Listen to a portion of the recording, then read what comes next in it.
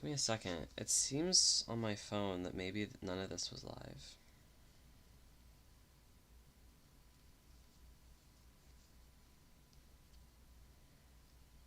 Let me test something, sorry.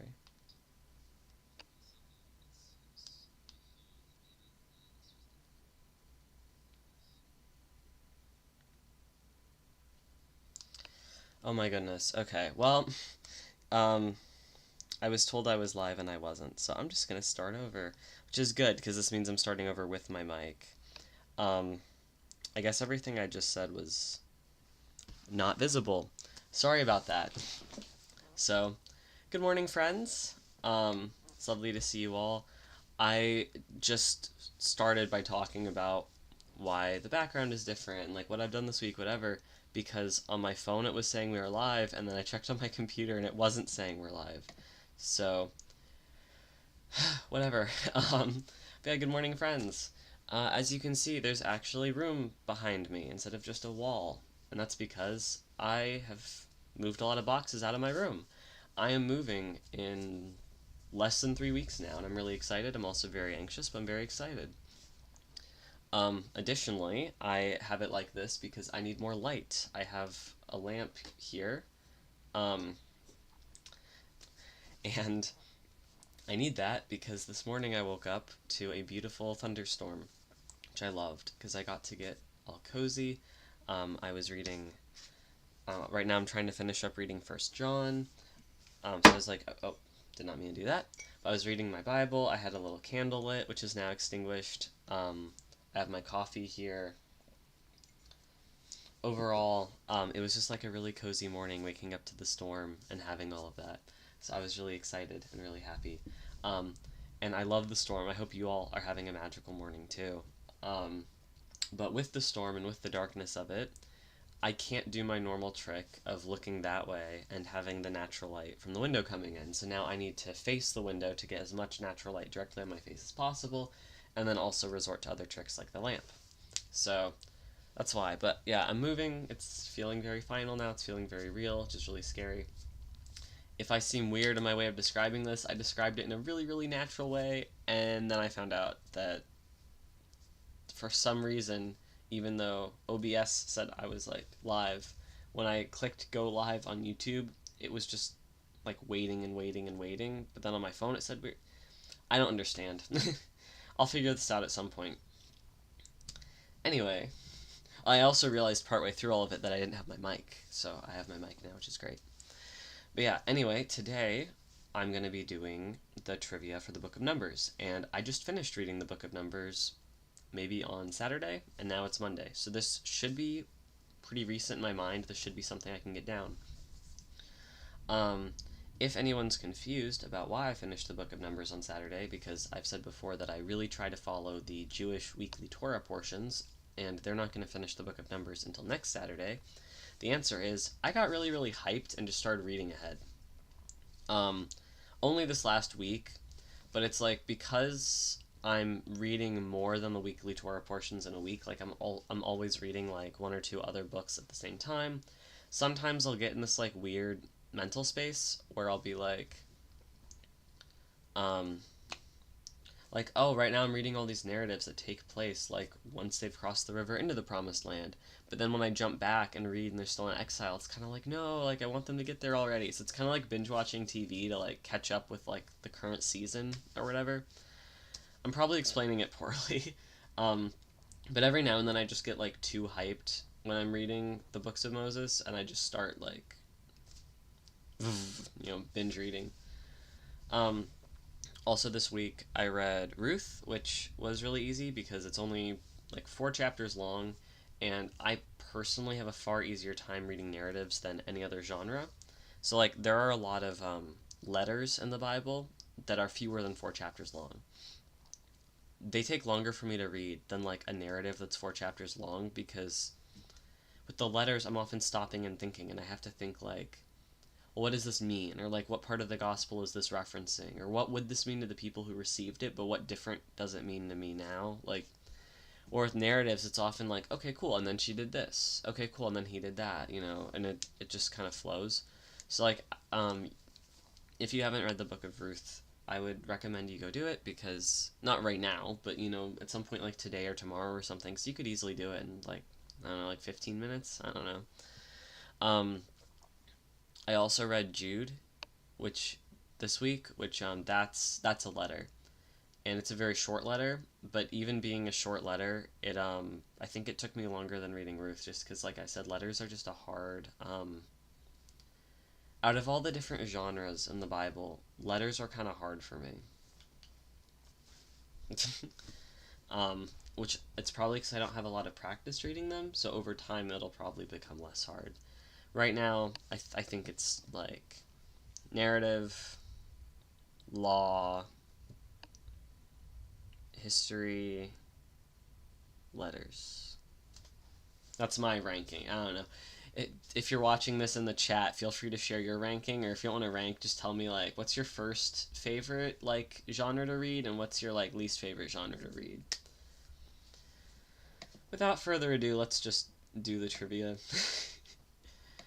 Sorry if I seem kind of weird. I'm probably acting kind of weird in energy because I did this whole intro and I was talking about the storm and like moving and what I've read in my life, and then I realized that none of it got live streamed because YouTube was like buffering. Alrighty. Who is called from the tree of Reuben to assist with the census of... Oh, tribe. Already off to a bad start. Who is called from the tribe of Reuben to assist with the census of Israel? I don't know. I'm really bad with names. I know it's probably not these two. Well, I mean, this is like... It's definitely not this one, because Shadrach, Meshach, and Abednego have not happened yet, I'm pretty sure. I don't even know what book of the Bible that happens in, though. I'm gonna pick this. Okay. Who is called from the tribe of if all the questions are like this, I'm not gonna know any of them. I'm really bad with remembering like specific details like this. Oh golly. How many men were registered as part of the tribe of Manasseh in the census? Oh, friends, today is not gonna be my morning. Where should the Levites set their tents in Israel's camp? I think it's the center, right? Because you have, like, the temple, then you have, like, the Levites, and then, like, sort of like spokes off of a wagon wheel, you have the different allotments of the different tribes. Yay! I got one correct!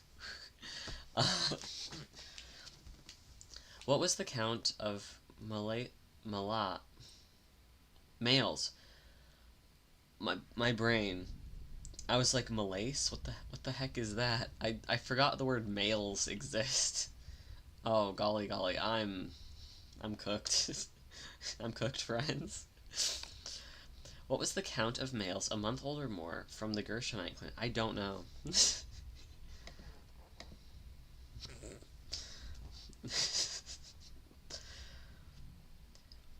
What are the Gershonites responsible for in moving the tabernacle?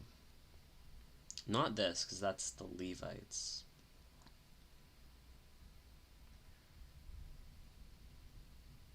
This? Okay, cool. Which of these was not a part of Nashon's offering for the anointing altar? I think maybe this. It's one of these two, because I know for a fact the silver plate was there. All tribes had a silver plate. And I thought all tribes gave oxen as well. I'm going to say incense. Darn, okay. I have no idea. At least with that one, I knew, like, some of the things it couldn't be. A lot of these, it's just like, I don't know. What was used to call the Israelites together and announce the camp was moving? I think it's either iron or gold. I don't know, though. I really don't know. Thing is, if it's like silver or something, I think the trumpets in Revelation were silver, and then that would be a connection I hadn't made yet. Oh, hey, okay, cool. Later on I need to then check in Revelation and see if it's the same there, because if it is, I need to draw the connection. I can check right now, but my mic is resting on my Bible. Also, it'll probably look like I'm cheating if I open my Bible and start flipping through it right now. So I'm not going to do that. um, with what did God afflict Miriam for questioning Moses' leadership? Leprosy, but not like leprosy today, just a defiling skin disease that was slowly turning all of her skin white. Israel discovered a man gathering wood on the Sabbath. What did God command them to do? Kill him!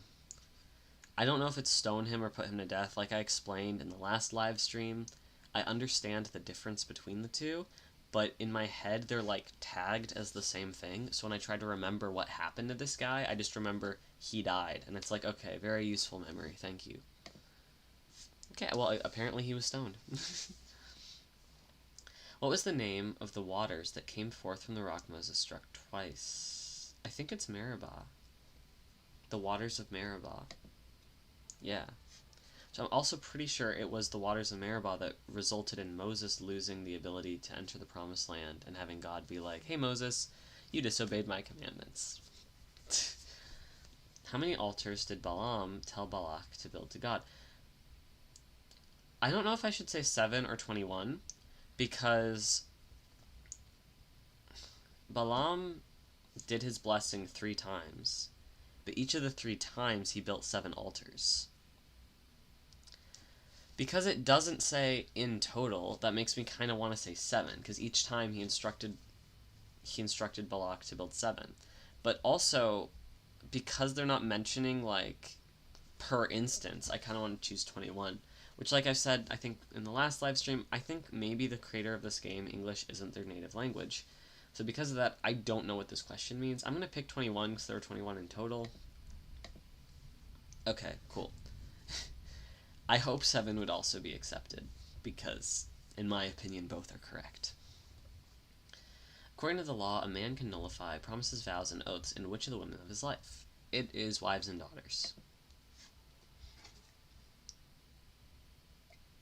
Which, some people might read that and think, oh no, that's terrible, that's sexist, that's showing that men can make oaths to God and it's just between them and God, but when women make oaths to God, a man gets involved. But if you take a more like, let's look on the bright side reading, which is how I tend to look at stuff relating to gender and sexuality in the Bible, this shows that even in the days of Moses, women were making oaths and vows with God and they were fulfilling them. So it shows women being involved in religion in relationship with God, and it wasn't just like a male only thing, which is often how I think people portray it when they want to portray religion as inherently sexist, as inherently male centered. So I don't know, when I read that, I feel good. I mean, obviously I'm sad that husbands and fathers can you know, like, nullify the vows that women in their lives have made, but I'm also just overjoyed that we have, like, written record of women making vows to God, especially when you read about stuff like the Nazirite vow, which seems very, like, male focused and, like, probably only guys were doing it. Hearing that there were women doing their own practices at the same time, even if we don't have, like, the details recorded, makes me feel really, really good. Just like when you read that women were serving in the temple, I don't think it ever records what they were doing. And I think we only have it recorded that they were serving in the temple because we have recorded a punishment for men trying to come, you know, harass them or even assault them. So, like, that's I mean, it's good those men were punished. Terrible that they wanted to harass and assault those women. But then also, the fact that we have record that women were serving in the temple, like, yeah, they weren't serving as the priests or as whatever, but, like, they were doing something. And then if you look up, like, there's some, like, Reconstructionists and, like, very woman-focused groups, like I know the Kohonet priesthood disbanded, I think, during the pandemic, but pre-pandemic, they were doing a lot of, like, Reconstruction Judaism focusing on, like, women's place in Judaism, and it was really, really cool. Like, just look up anything written by Jill Hammer, amazing author. I'm trying to think of other people involved in the project, but, again, they disbanded, like, 4 years ago, so my memory just isn't serving me right now. But if you know where to look, the Bible gives you a lot of good glimpses at how women have traditionally served our God. And even if there's not details, it's still really important to know that they always have and that they always will. And by they, I mean women. Just like for me, I really like the book A Rainbow Thread, which is an anthology of queer Jewish texts from, like, I don't know, I think right before the Common Era to the 70s. And that's really important to me because it shows that LGBT people always have served our God and always will. I say our God. Somehow I got the pronouns wrong in that sentence. I meant to include myself when I was describing LGBT people. Doesn't matter. Sorry, that was a weird rant to go on about the whole vow thing, but just the knowledge that women were making vows is very meaningful to me. And I think it should be meaningful to you, especially if you're a woman or gender non-conforming or whatever, because it just shows, like, hey, you have a place. God loves you. How many livestock and people were taken from the spoils of the Midianites for God?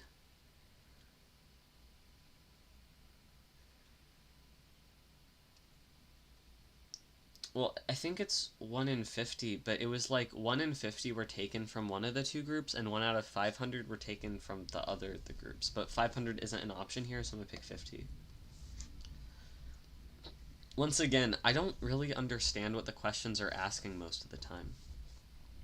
You cannot convict someone of murder with only one what? It's witness. Victim would be hilarious. It would be like, no, they only killed one person. Let them go. No, it's witness. You need 2 witnesses. Or more. Who is called from the tribe of Simeon to assist with the census of Israel? I do not know. Oh, yay, I got it right. I did not know that. That was a lucky guess. When was the census of Israel taken? I should know this, and I don't. I'm going to pick this, because 13 is the Kabbalistic number of completion, so I feel like I want that to be the answer, and if it's not the answer, too bad. Okay, too bad. Give me a second. I'm going to check the audio really quick, because I didn't calibrate my mic right, because I plugged it in while I was streaming, even though y'all didn't see that, because for some reason YouTube wasn't talking to my phone. So let me just... Yeah, I sound fine. Sorry, I just wanted to check that. How many men were registered as part of the tribe of I can't say that word today in the census? Oh. Sorry, I'm getting my coat hanger pain. What is the total population of the... I don't know.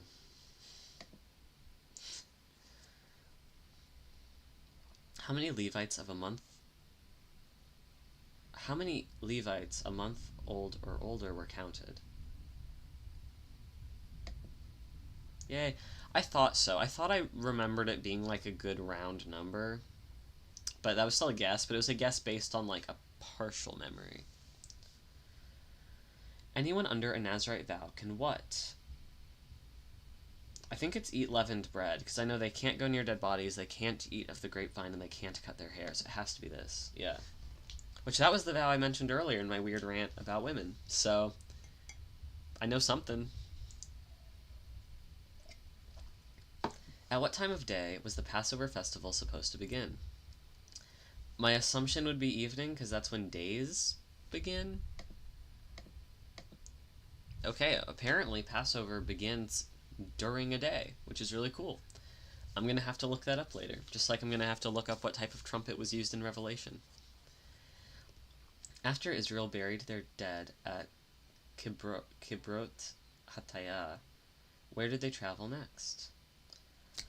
Okay, the Book of Numbers, like, one of the last things in it is a summary of, like, everything that happened in the entire Exodus leading up to this. So, pardon. So, you'd hope that I'd remember this, because that's something I read literally just, like, 2 days ago on Saturday, but I don't. I know it's not Beit El, because that's where Jacob built his altar, and that's where, like, the ladder was, and it's unrelated to this. So it could be any of these. I'm getting Hazarot vibes. I don't know why, I'm just getting Hazarot vibes. I'm right. Okay, it could have been like a subconscious memory thing. What color of cord did God command the Israelites to attach to their tassels? So, for some reason my brain is telling me blue was written in the book, but also when you see someone wearing tassels today, they're wearing white. So, I don't know.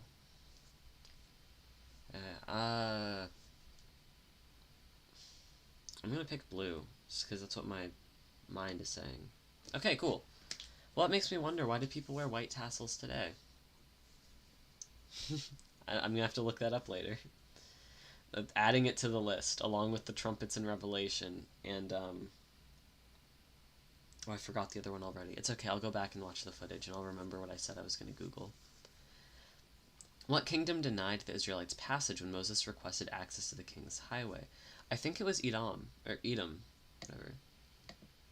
Yeah, okay. I remembered that. Who plunged a spear through an Israelite man's back into a Midianite woman lying beneath him? I think it was Joshua. I'm pretty sure. It was either Joshua or Eleazar. Moses was there, but I don't think he did it. I'm pretty sure maybe Moses did do it. Korah is long dead at this point, because Korah was the one who was like, I should be priest, not Moses and Aaron, and he is dead. It's one of these three. I'm going to pick Joshua. Okay, well, it's not Joshua. How many Israelite men were sent to attack the Midianites for vengeance? I don't know, I think I remember being surprised at how few it was, so it's one of these two. No, maybe it was this. Maybe it was 1,000 from each tribe. Just say it's this. Okay, cool. Yeah, it was 1,000 from each tribe. Let's go. Which of the following is not a fortified city built by the Gadites?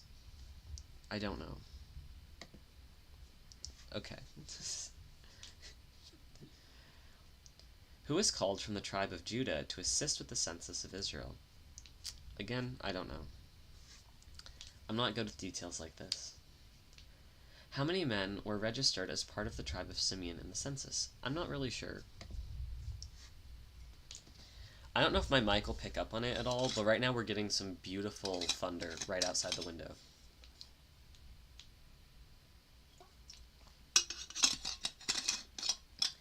Which tribe of Israel had the largest population at the time of the census on Mount Sinai? I think it's either Benjamin or Judah. I don't know why. I'm just gonna like eeny, meeny, miny it. Okay. How many Israelites were counted in total at the census? I think it was this. Oh, okay.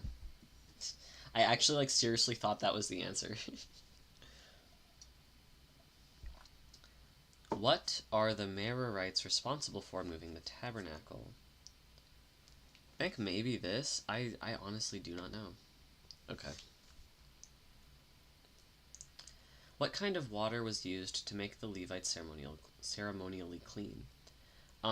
Cleansing water, and cleansing water I'm pretty sure is like the ash of a certain sacrifice plus water plus maybe myrtle? I forget. I don't know. I don't know what's in it, but I know that's the answer. I know ash is in it, and I know water is in it. I don't know the other ingredients. How many elders of Israel had the spirit of rest in them and caused them to prophesy?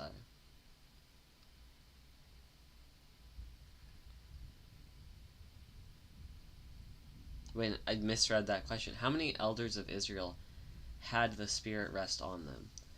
First of all, I don't know. Second of all, 72 sounds like a good answer. Yay, 72. I know that number has come up elsewhere. I'm trying to remember where, and if not in the Bible, I think that's an important number in astrology, right? Like, isn't that a certain number of degrees in a circle? I don't know. Don't listen to me, I'm going crazy. How many of the Israelites sent to explore Canaan were struck dead by God? I believe it was 10. Because I think, like, 12 went, and then 2 of them were you know, doing what God wanted them to do, on the up and up, whatever. 10 of them were like, let's not go to the promised land. It looks really dangerous. It looks scary. Let's just give up and live here, because we think we know better than God, so God killed them. So I think 10 died. Yeah. Cool.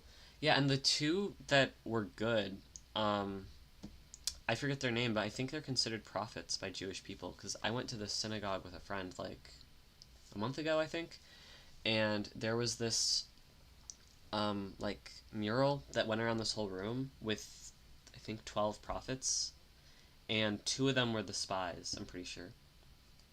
Or it could have been 12 instances of prophethood, and those 2 could have been counted as one. It doesn't matter. It doesn't matter. Just I'm pretty sure those are considered prophets by like Jews today, which is really cool. I don't know if Christians consider them to be prophets or not. That's something I'll have to look up. The ashes of what animal was to be used in the water of cleansing? Yeah, I told you ash was an ingredient. Um, I don't know, lamb. Okay.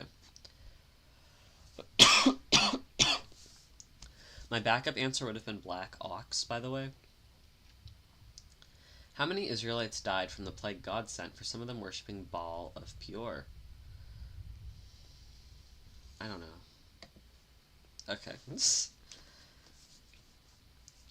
Which, by the way, Baal or Baal, whatever you want to call that, it means master, which I think I've brought this up before. So when they say, like, Baal of Peor, they mean the master of Peor. So they mean, like, whatever god was, like, the local god or master of that region.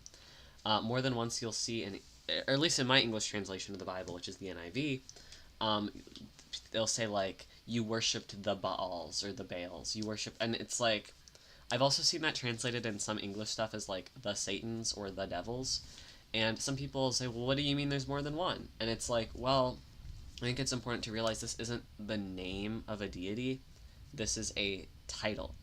So like when someone says like the Baals, they don't mean there's a deity named Baal and there's like 20 of him. What they mean is like if there's it's a title or like type of being, and the type of being is like it means master. So it's like any place or like peoples that have a master over them that isn't God. That master would be like a Baal.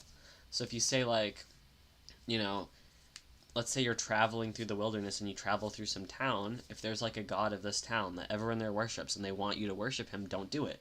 You know? Which that's like the story of Shadrach, Meshach, and Abednego, and that's whatever. I'm kind of getting off track, but when it said like the Baal of Sheor, they mean whatever local god was like the head god or reigning god of Sheor. Could have been like the sole god there, but it could have also just been like the head god of whatever collection of god they worship there. So like it really is a title, which a lot of people, I think, mistake it for a name. I also think it's often mistaken for a name because often in our records, we have our records. In, like, the Bible, right? We have a story of there just being one that people are fighting against. Like, I forget which prophet it was, but when... Maybe it was Samuel? This could have been Samuel. When Samuel was trying to prove that, like, there's only one God, our God, you know, the God of the Israelites, whatever, they were talking about how a lot of people wanted to worship Baal and other people wanted to worship, you know, our God, and there were two altars built, whatever. And because they were referring to him, because they weren't saying, you know, the Baal of these people, they were just saying, like, Baal. A lot of people assume it's, like, one God, and that God, or you know, they think it's one deity, and that deity had that name, and it's like, no, this is a title, and this title can be applied to so many deities. Who were the only people Moses said to spare among the Midianite captives? The virgins. Which I believe that's from Numbers. It's either 30 or 32. I don't know why, but for some reason that verse, just like the number and stuff, it's like part of the memory. By what means did the tribes of Israel receive their inheritance from the land of Canaan? By lots. Which, by the way, some people hear this and they're like, what? That's divination. You can't do divination. Well, what if I told you that the disciples of Jesus Christ used lots to find the disciple to replace Judas? So it's like some forms of divination have always been used to determine God's will. Just like the I'm going to mispronounce this, the Urim and Thummim or whatever. Those were used by the high priest to discern the will of God. That's why whoever replaced Aaron, I forget his name, and I know now that's going to be a question here. Whoever replaced Aaron, he had to appear before the high priest, and the high priest would ask questions of God using those two as part of the installment or ordination or whatever we want to say of Aaron's replacement. So a lot of people will take like a black and white stance. Like they'll be like, the Bible condemns divination, and it's like, well, actually no, they condemn the divination practices performed by all the peoples worshiping other gods. Like they say, you know, don't do the ways of the pagans, whatever. But like when it says like divination is banned, they don't mean lots. They don't mean, you know, using the the stones, the urn and thurn, or whatever. They just mean like the pagan practices of other peoples. Don't do that. In my Jewish mysticism class, we talked a lot about this, where it's like divination is prohibited, but not like this type of divination. And it's like necromancy is prohibited, but not like this type of necromancy. And I don't know. It's all kind of funny. I understand the logic behind what's okay and what isn't okay. It's just kind of funny to me. Who is called from the tribe of Issachar to assist with the census of Israel? I do not know.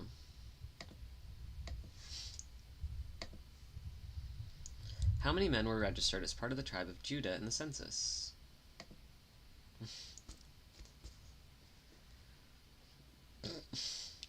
In which cardinal direction must the division of Reuben set up their camp? Oh, golly.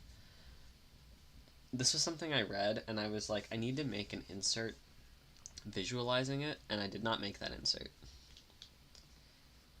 I'm pretty sure, though, it starts in the west, right? And it, like, rotates around, like, the east?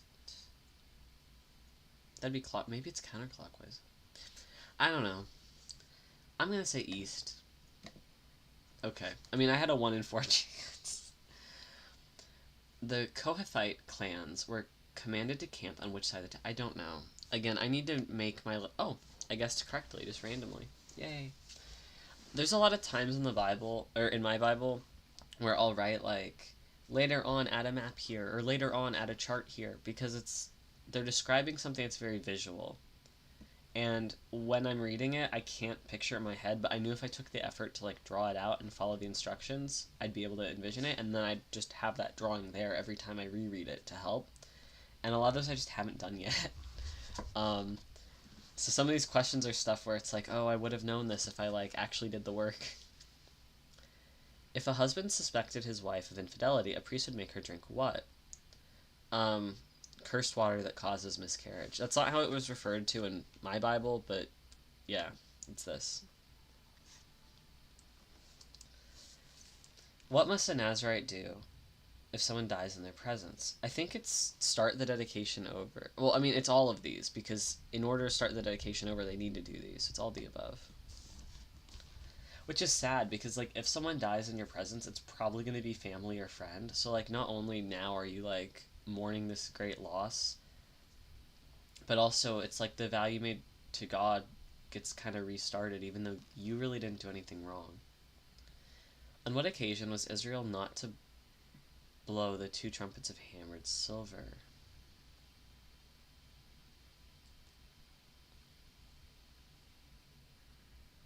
I think battling in their own land? Okay, I have no idea. My second guess would have been New Moon Festival, because, like, you're all going to gather for that anyway. It's kind of regularly scheduled. I don't know. Who among the Israelites called for the people to take the land of Canaan?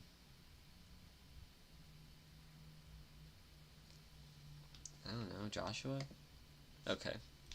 I don't understand what that question's asking, because they were always going to go to the Promised Land. I guess maybe Moses then, if they were always going to do... Whatever. None of this makes any sense. Anyone who is not a Levite who approaches the sanctuary must be what? I think stoned. Okay. Balak was the king of which kingdom? I think Moab, right? Yeah. Which, by the way, Ruth, right? I read Ruth the other day. Ruth was a Moabite, and then she converted to... I say converted. Obviously, back then, they didn't have the same concepts of religion that we have today. So it's not like you convert to another religion. It's kind of just like, if there's a religion of a certain people, and then you move to live among those people, and then you start following their religion, you just kind of become one of them. So, like, Ruth, I'm pretty sure, was a Moabite. And she went with Naomi, and she said, you know, the where you go, I will go. Your God will be my God. Where you die, I will die, and there I will be buried. So she really, like, kind of converted. In the modern day, we would describe her as, like, converting to Judaism or whatever, which back then I think people would probably say that she became an Israelite or whatever. Which is really cool, because, like, I mean, she wasn't even related to Naomi. But what's really neat about this is, you know, Ruth was one of the ancestors of King David. Therefore, she's also one of the ancestors of Jesus. So it's like in the Old Testament, we get a lot of instances of people really being like anti mixing, you know, like more than once in Genesis, you'd have a son traveling back to the land of like his cousins or his uncle or whatever because his mother did not want him to marry one of the foreign women that he lived among. You know, they'd be like, no, don't. It was never Egyptian. I forget the names, but they'd be like, no, don't marry, like, right now we're living in the land of, like, this group. Don't marry any of their women. Go back home and marry one of your cousins so you can be with one of our people. It's like you see that happen more than once in the book of Genesis. And that places this, like, importance on like, bloodlines and heritage and whatever. But then when you see that King David and eventually Jesus, you know, are descended from someone who kind of converted in and came in from one of these unclean people, one of these people that Israel was fighting against and killed and whatever. I think that's a great like foreshadowing and kind of explanation of Jesus opening up the covenant to all peoples. I don't know if other people feel like it's relevant in that way. They might just think, listen, it's cool. He has an ancestor that's a convert, but like whatever. But as someone who, you know, I'm not Jewish, I'm a Gentile believer in God, it's really important to me to see stories of converts in the Bible and to see stories of, and to see how that relates to, like, my Savior, because it just kind of reminds me that people like me, like non-Jewish people, have always had a place in the worship of God, and there's always been, like, well, it's like when you read about like God-fearers in the Bible, and it's like, what's that? And it's like, well, it was non-Jewish worshippers of God. Whatever. I just this stuff is really heartwarming to me. So reading about the Moabites getting killed there, I was like, hey, yeah, Ruth's a Moabite, and then I don't know. Sorry if I'm going on weird tangents. I have between the storm and the coffee, I have a weird energy right now, but I really like stories about Ruth and like other people like her. It really makes me feel like I have a place in all of this. How many of the Midianite kings were killed during Israel's attack? I think 5. Yay, I remembered. A murderer is to be what? Again, it's either stoned or put to death, and I don't know. I'm gonna pick stoned. Okay, cool. Who is called from the tribe of Zebulun? I don't know those. How many men were registered as part of the tribe census of... I don't know.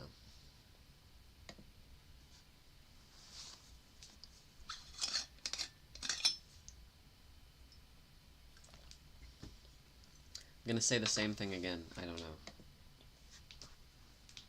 Because all those answers were really big, though, that helps me know that the past question I got wrong about the biggest tribe, the answer is probably Judah.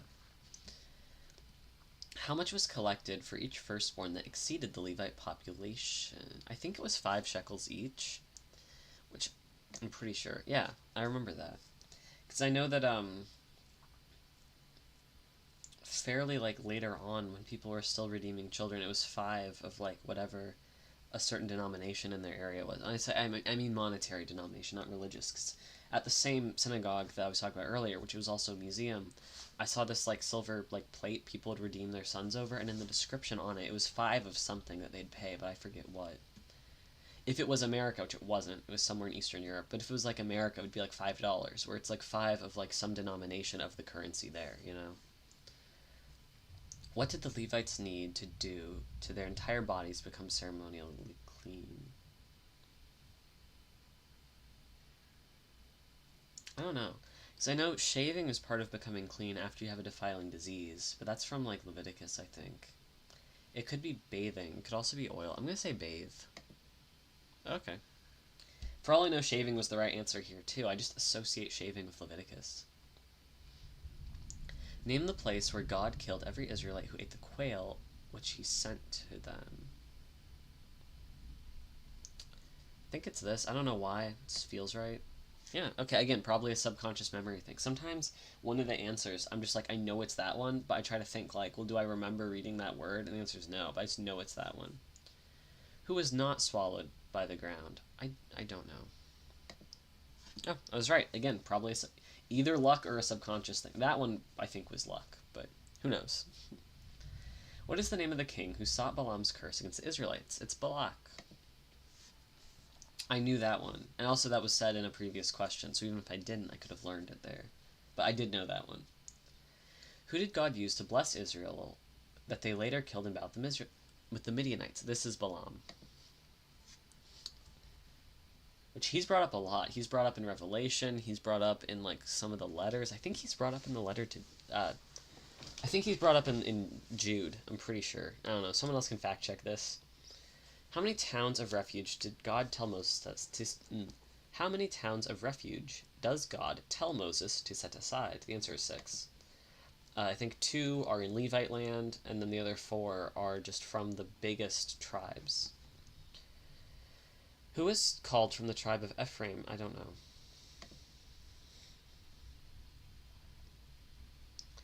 How many men were registered as part of the tribe of Benjamin? I don't know. Which is the largest division of Israel in terms of population? I'm going to say Judah, just because I think so. Yeah, okay, I learned that from a previous question. I think, though, they asked that as a previous question, though. But they can ask it again. How many Gershonite men were there between... I don't know.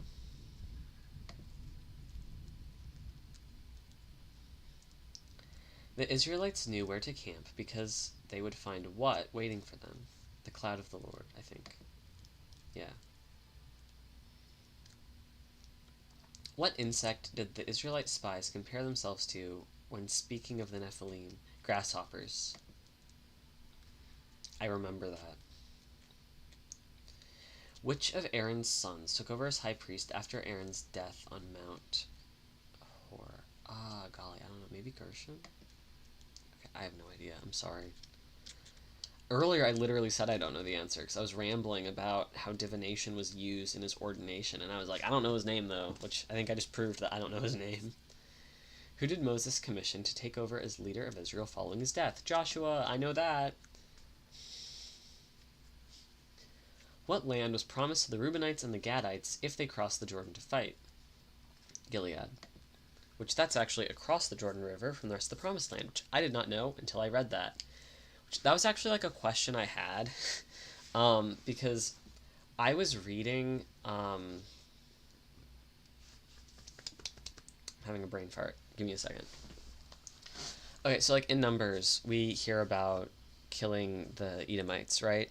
But then in Judges we hear about 300 years later how that sort of came back, and this one king of the Amorites, it was either the Amorites or the Ammonites, was like, you killed the Edomites, and then whichever one wasn't, so either the Amorites or Amorite, it doesn't matter. Anyway, some king comes back and is like, you did this 300 years ago, now I'm gonna get revenge. And they're like, oh, but we've been living in this land for 300 years, so like you've had 300 years to come reclaim it, why are you doing it now? Which I remember reading that and thinking, well, that's weird. Why would they be living in this land for 300 years if this was land they took over before entering the Promised Land in Numbers? You'd think they'd live here for a few years, and then they'd go into the Promised Land. So when I reached this part where 2 of the tribes were like, we don't want to enter the Promised Land. We want to stay here. Well, it was actually 2.5, but let's not get to that. 2.5 of the tribes were like, we don't want to go into the Promised Land. The land over here is better for raising livestock. Let's live here. And Moses is like, you can't do that. And they say, well, what if we promise that we'll fight for you? And Moses is like, okay, fine, you can do that if you swear before the Lord that you will, fight for us and you'll do everything you need to do. So once I read that, it made sense. And the place they lived was Gilead. That's why this is relevant. But anyway, once I read that, it made sense why 300 years later someone would be like, you're living here and you stole this land from me 300 years ago, because they never left. Some of them never left into the Promised Land. I mean, they still crossed the river to fight, but then they came back. So it wasn't like, oh, well, the Israelites lived here, and then they lived in the Promised Land, and then they came back, or whatever. It was like, no, some of them just always lived here. I know this is probably weird. I'm going to take a very short break, because I have to use the bathroom. I'm not going to cheat. I'm not going to look up any answers, but I'm going to be right back. I'll see you all soon.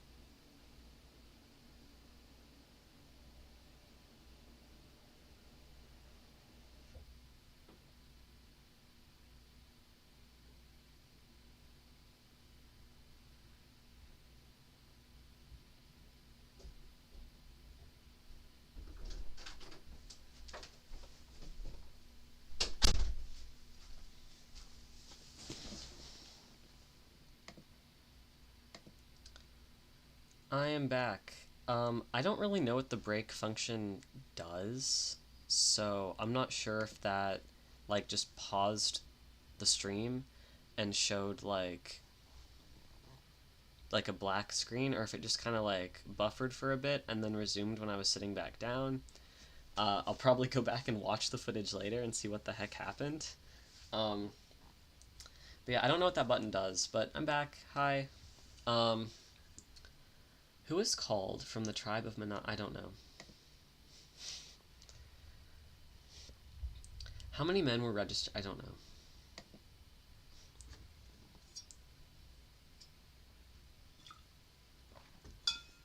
The Merarite clans were commanded to camp on which side? I should know, but I don't. Which clan of Levites received no oxen to aid in their labor? It was whoever was carrying like the utensils and other little stuff, but I don't know who that was. Oh, okay, Kohathites. I made a guess and I was right. That's great. When the Israelites complained for other food, what did God send them to eat? Quail. How many people did God kill with plague after they complained of Korah's death? This seems right. I don't know why. Oh, okay, probably a subconscious memory. I looked at that and I was like, that has to be it. I guess that was it. What kind of women seduced Israelite leaders into worshipping the Baal of Peor? Moabites, which is why all the Moabites got killed. How many virgin women were taken as spoils from the Midianites? I do not know. Okay. I'm not really good with like names or numbers. I'm better with narratives. Who is called from the tribe of Benjamin to assist with the census of Israel? I don't know. Oh, hey, lucky guess. Which tribe of Israel had the smallest population from the census taken at Mount Sinai? I'm just making stuff up.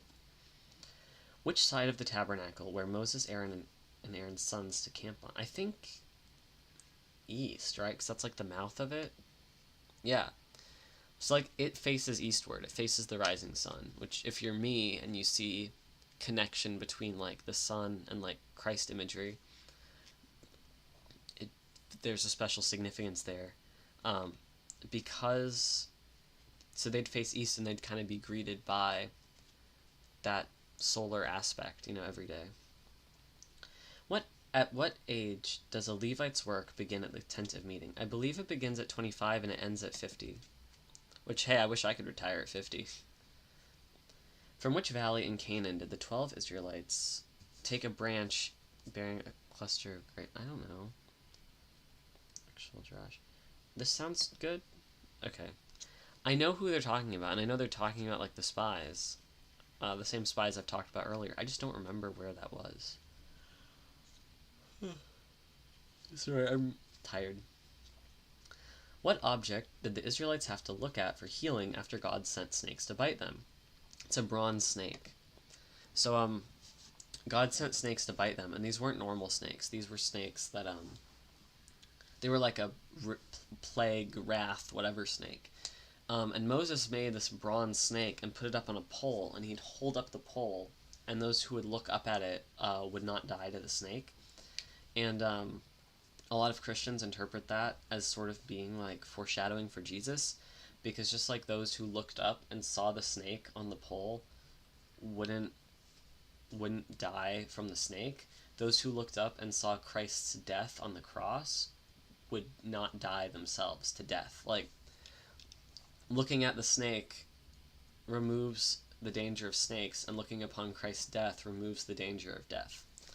I'm not explaining it as eloquently as many theologians would, but I don't know, it's like sympathetic magic, if y'all know what that is. How many sheep were taken as spoils? I don't know.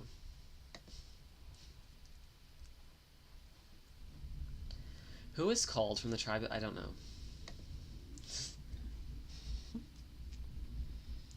In which cardinal direction must the division of Judah set up their king? I don't know. At some point I'm going to make a chart.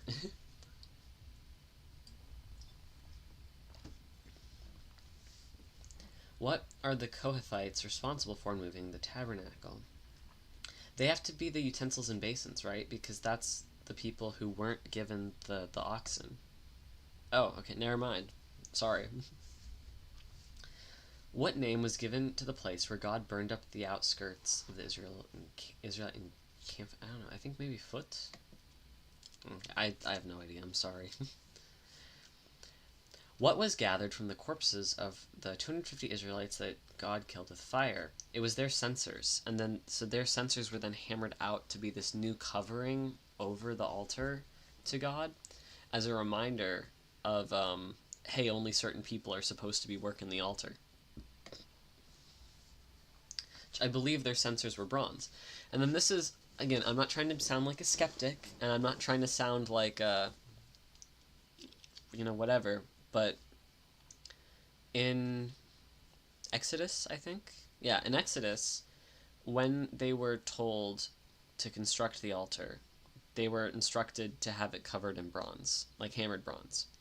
And then here, in Numbers, these bronze censers are collected and then hammered out over the altar.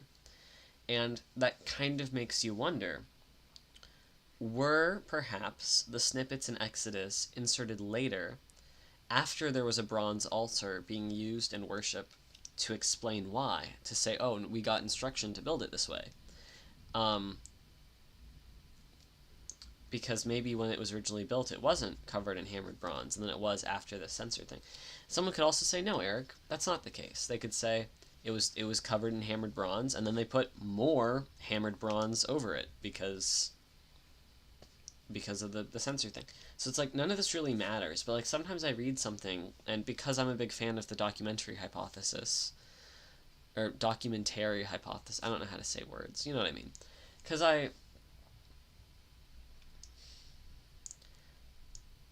I think that a lot of different things were put together, sometimes I wonder, hey, is this a later edition when I'm reading it, you know? Or I'll read something and that makes me look back and think, hey, was that a later edition?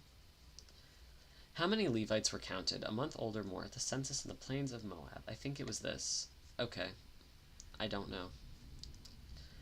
An avenger of blood may kill someone accused of murder if they are what? Outside a city of refuge. Even if they enter a city of refuge, if they then exit, you can kill them. True fact. Who is called from the tribe of Gad? I don't know. In which cardinal direction must the division of Dan set up their camp? I don't know, but I'm going to say south. It's worth a shot. How many men aged 30 to 50 were counted among the Levites who worked in the tabernacle? I don't know. Sometimes I just pick answers that have a lot of lucky numbers in them. That's what I tried there, and it did not work. It has worked previously.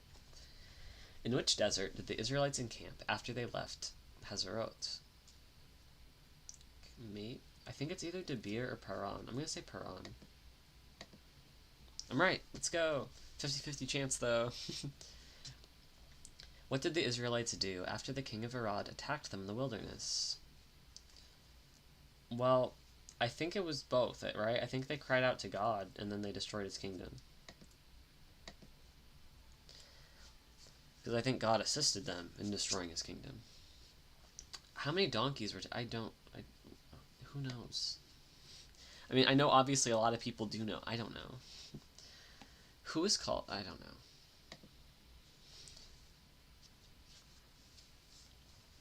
What is the total population of the division of Dan?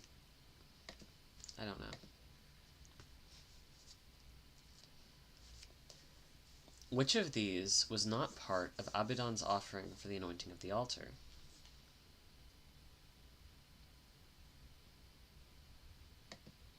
Oh, I thought there was a silver plate and not a silver bowl. Whatever. Everyone except Joshua and Caleb would die before entering Canaan if they were what? It was if they were counted in the census, or well, it's one of these two. Because basically, people above 20, I think, in the first ever census could not enter the Promised Land. So maybe it's counted in the census, but also people above 20 were freed from Egypt. So I don't... It's one of these two. I'm going to pick this. Okay.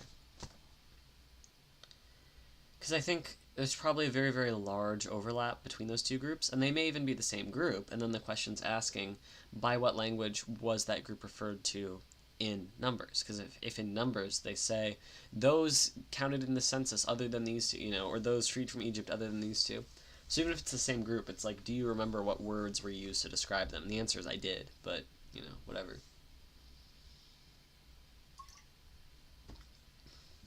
What was the total count of men aged 20 to 50 during the census taken in the plains of Moab? I don't know. Any woman with land must marry what? It's within their... I think it's within their clan. It's one of these two. But it's like within... Well, I mean, it's 100% within their tribe, because then when the year of Jubilee comes, their land won't be returned to another tribe. But also, if they marry within their family or within their clan, that keeps the name of their father from, like, dying out in the land of Israel. I'm going to say within their tribe, though, because this isn't asking about names. This is asking about land, which makes me think it has to do with Jubilee law, so it's probably tribe. Yeah. But I do believe that the man, I forget the name, but there's this man who had, like, 4 or 5 daughters, I think. They were instructed specifically to marry within their own family, so their father's name would not die out. How many men were registered as part of the tribe of Reuben in the census? I don't know. The Gershonite clans were commanded to camp on which side of the tabernacle? I'm going to say east, because they're part of the Levites, I'm pretty sure. Oh, okay. Who came to Moses seeking counsel on celebrating Passover at the appointed time?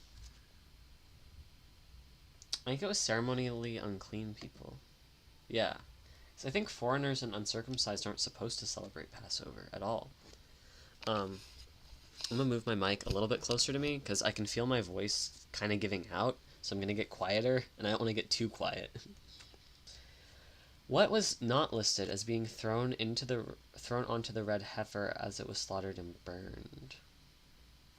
I think this, because these 3 I know for a fact were, and these 3 are also used in the cleansing of defiling mold in a house in Exodus. Those are used to splatter the blood on the walls.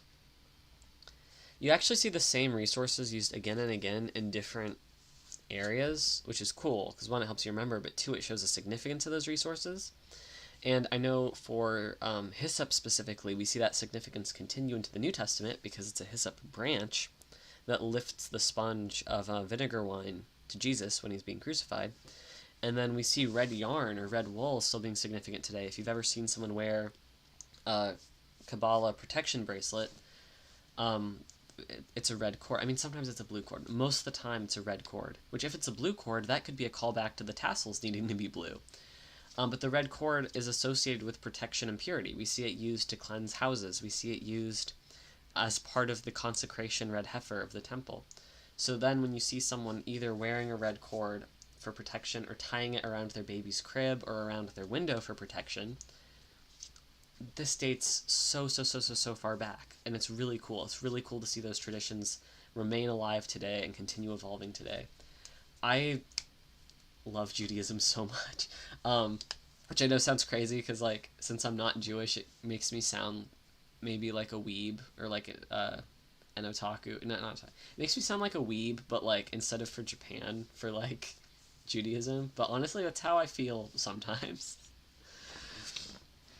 How many cattle were taken as spoils from the Midianites? I don't know. How many men were registered as part... I don't know.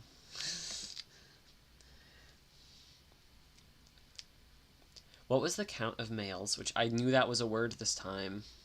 I don't know. The Israelites missed the good food of Egypt. Which of these is not a food they mention? I think fish. I'm pretty sure. Oh, okay. Maybe grapes then, because I think they're still looting grapes in the wilderness. I don't know. Which owned the donkey that spoke along the road? Balaam. It was his donkey. Which some people who have not read the Bible, that are like Christian, if you ask them like, was there a talking donkey in the Bible, they'll say no.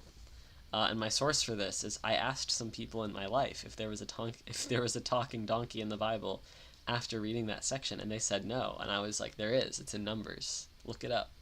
And they did not look it up.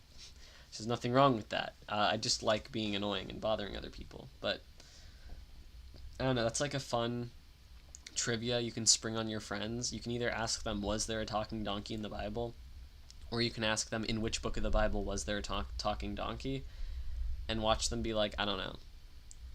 This also means that Shrek and the Bible have something in common, which is really cool. A person accused of murder can leave a city of refuge and return home only after what? It's after the high priest that ruled over, like, when the murder accusation died.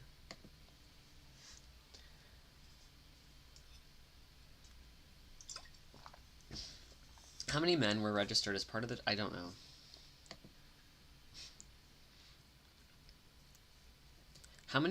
How much redemption money did Moses collect for the firstborns who exceeded the Levi? Oh, it was a lot. That was the only one that was money, by the way. That's why I picked that one. 'Cause the rest were, like, measurements of other types. Which that only one was the measurement of money. Who did Moses rename to Joshua? I forgot Joshua had a former name. I don't know, Gomer? Okay, cool. Whose daughters prompted Moses to make a law? Yo, this is the guy I was talking about. I think it's one of these two. It does not start with an A. Oh, it might be this. Oh, fiddle, it was the other one. Okay. I knew it was multiple syllables and did not start with an A. That was who I was talking about, though. Where, they were like, hey, our dad died before he had any sons, but his inheritance can't disappear in Israel. And so then they had to marry within their own tribe. How old was Aaron when he died? I don't know, he was old. I knew it was more than 100. How many men were registered as part of the tribe of... I don't know. Sorry. If you're hearing weird clicking, weird noises, the tape that's holding together my chair is peeling off, and I don't want my chair to disassemble itself while I'm sitting in it, because then I'm going to fall again. So, I'm, like, right now kind of trying to hold my chair together. What was the count of males a month? I don't know.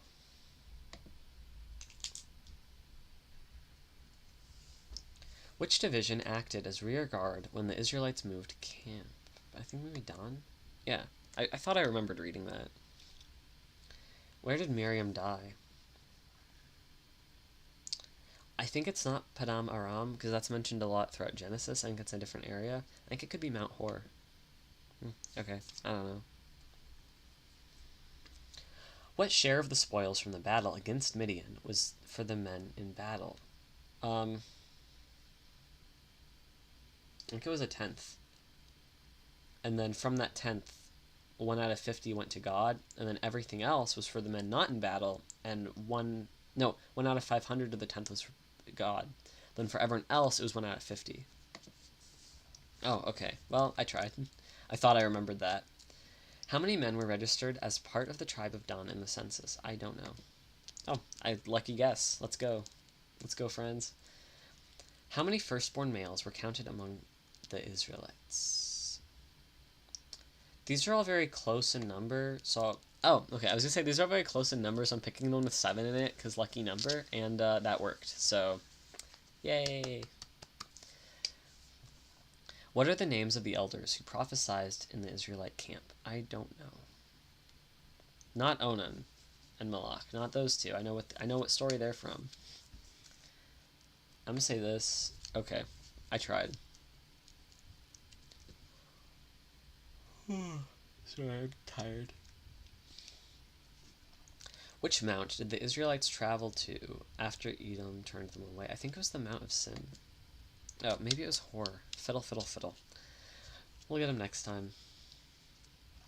How did the Israelites cleanse the metals they took as spoils from the Midianites? It was burning fire and cleansing water. So they were told anything that can withstand fire, put it through fire, and then just use cleansing water on everything. Each time I get an answer, I'm convinced it's gonna end after that one because I feel like I've gotten so many wrong. Like I'm probably almost all the way done at this point. Which tribe was not counted in the census? Levi, because they were serving as the priests. They don't do military stuff. Or not priests, but they were in service to the tabernacle. I don't know the answer to this one. What was Aaron's wife? I think a Cushite, right? Yeah. That wasn't a guess. That was something that I think I genuinely remember.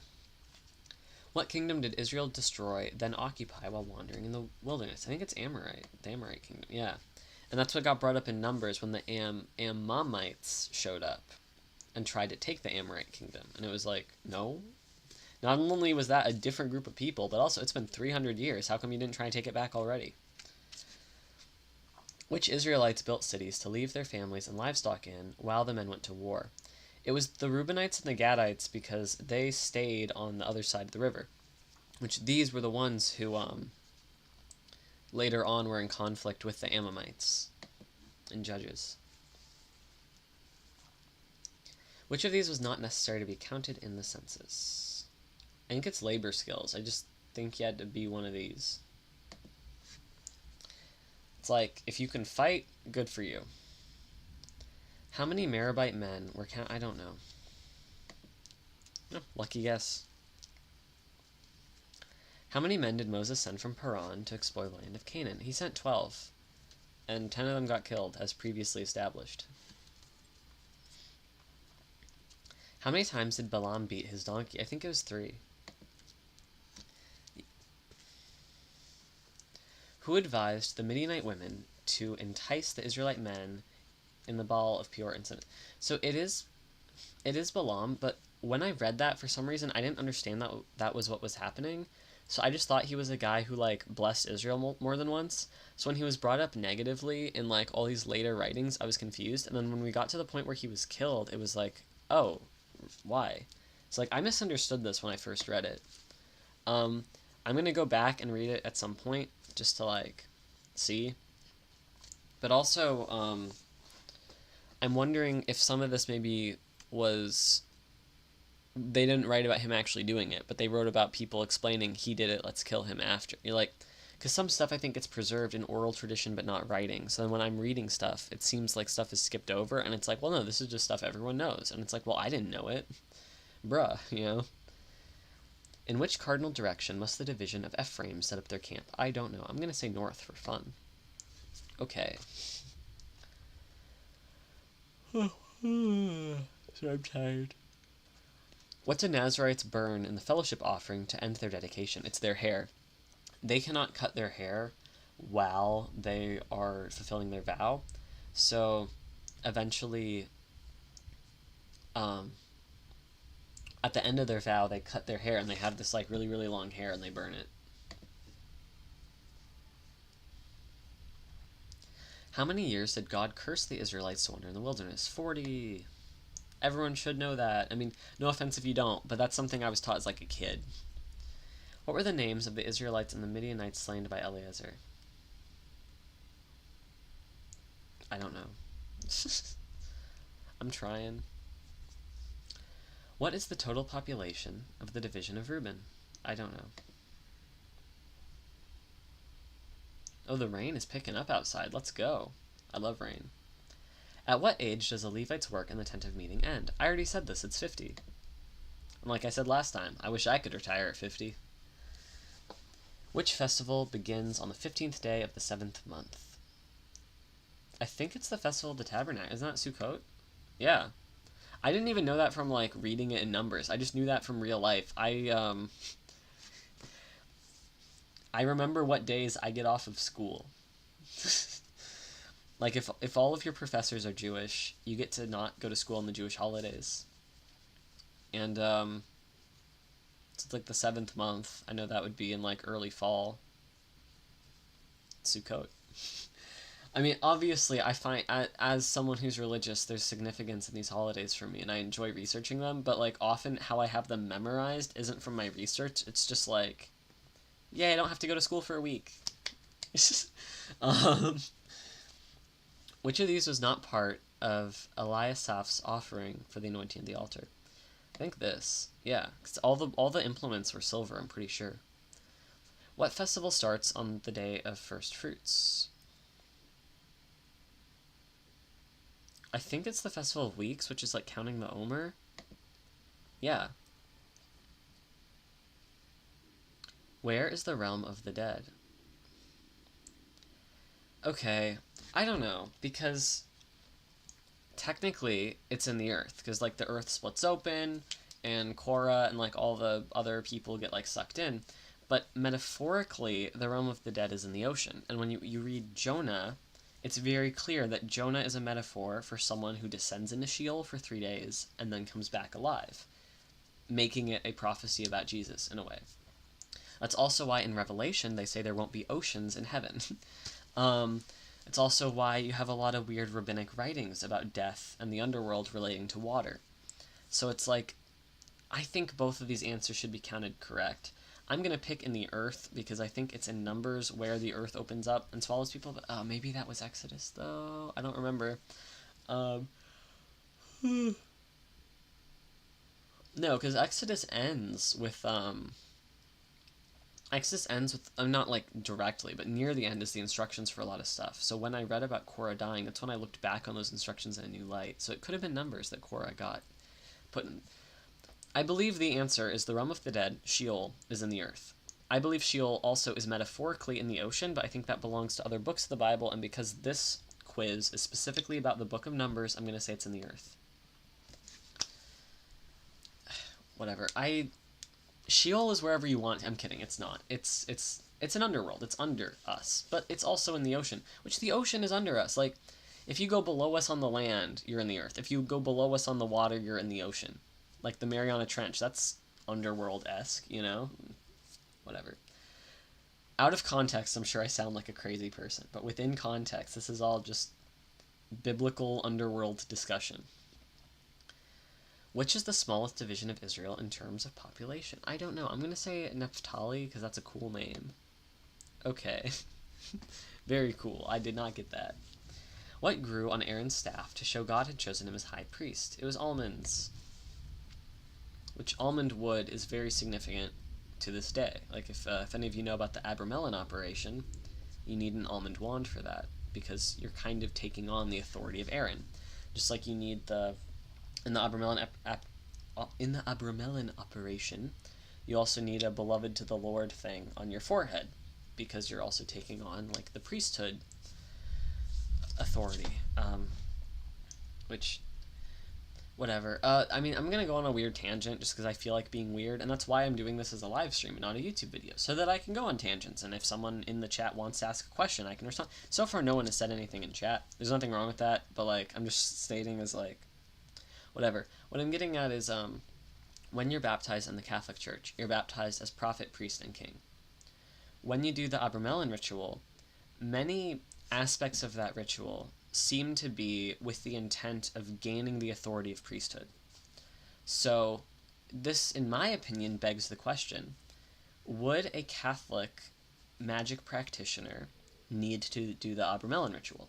Because for me, right, I was baptized Catholic. Do I identify as Catholic? No. I've been going pretty much exclusively to a Presbyterian church since I was about 13 or 14. But during a large amount of that time, I was not like actually Christian. I was just going to church because I had to go.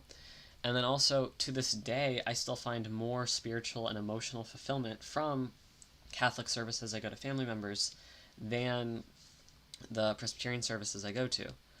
And then someone will ask, well, why do you go to Presbyterian services? And part of it is community, where I go to a church where I really, really appreciate the community there. This new woman has started coming for like 2 or 3 weeks, and I was someone who welcomed her on like her first day there.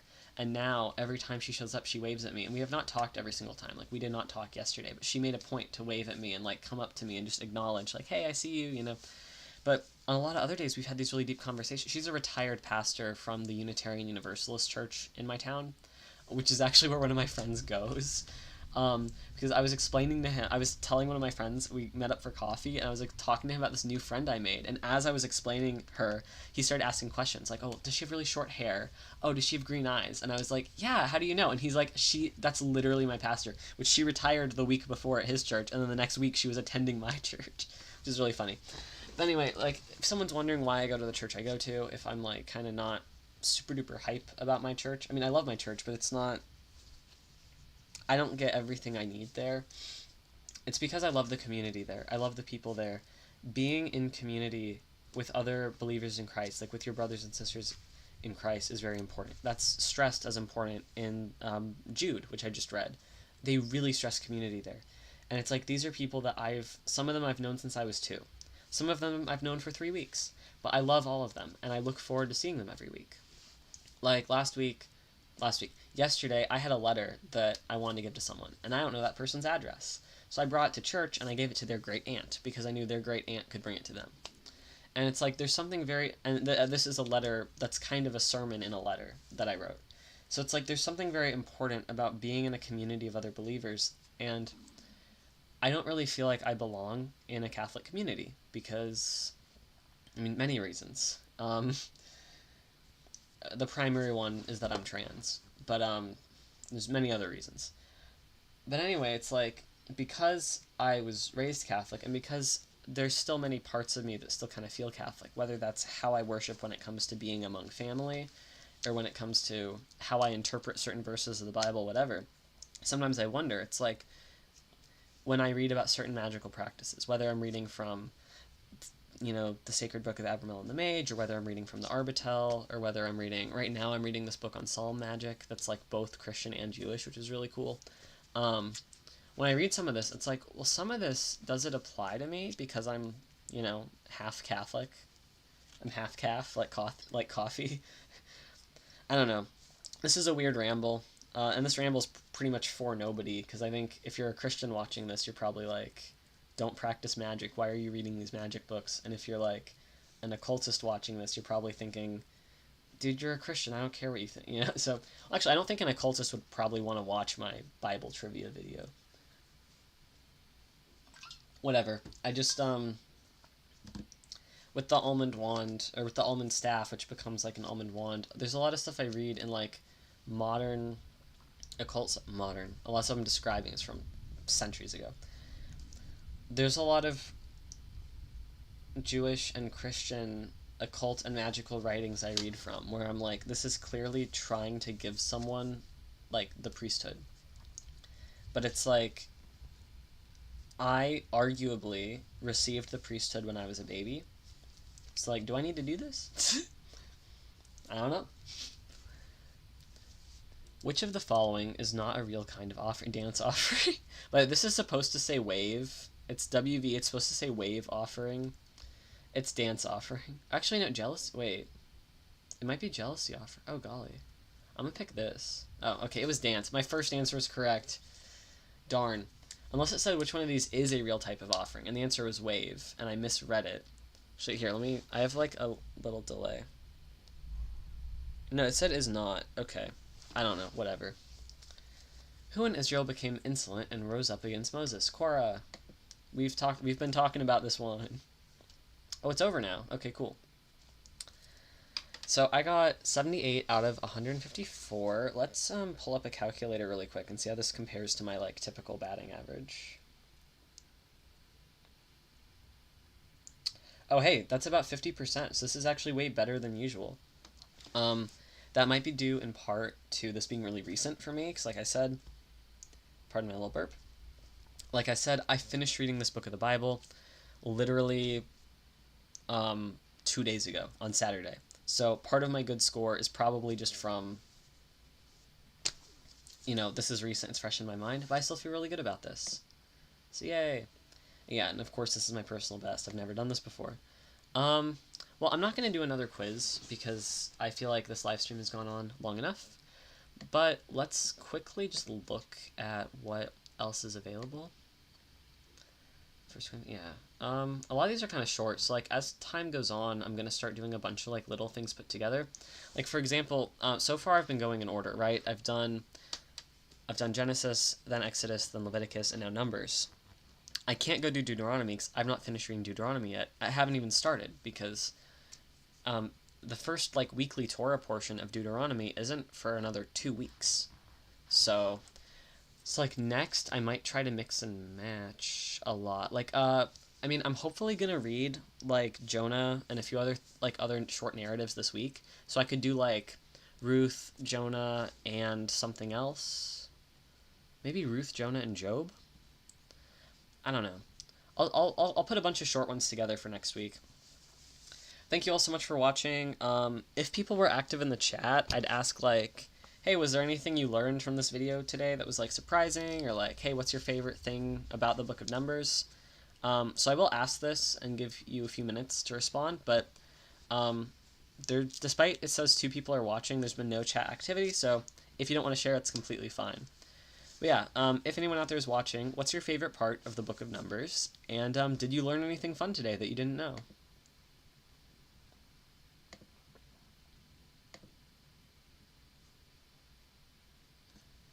I'll just give a moment for there maybe to be a response.